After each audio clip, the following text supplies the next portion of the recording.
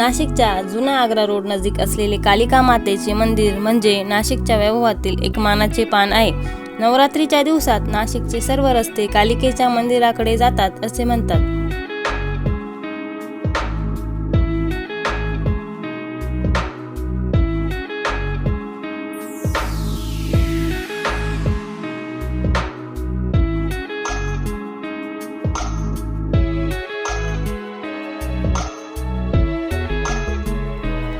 हल्लीचे प्रशस्त व देखणे कालिका मंदिर व त्यातल्या महालक्ष्मी, महाकाली व महासरस्वती यांच्या भक्तांवर कृपेचा वर्षाव करणाऱ्या प्रसन्न देवमूर्तींचे दर्शन होताच भाविकांचे मनही क्षणार्धात प्रसन्न होते।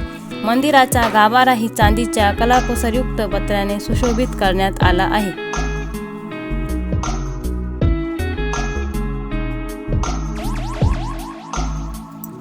गाभाऱ्यात उंच ओट्यावर महालक्ष्मी, महासरस्वती, महाकाली यांच्या मूर्ती आहेत। पूर्वी या ठिकाणी फक्त कालिकेची शेंदूर रचित मूर्ती होती, पण तिचे कवच काढून हल्लीची नयनमनोहर मूर्ती तयार करून घेण्यात आली आहे। येथे श्री कालिका माता कुमारिकेच्या स्वरूपात आहे।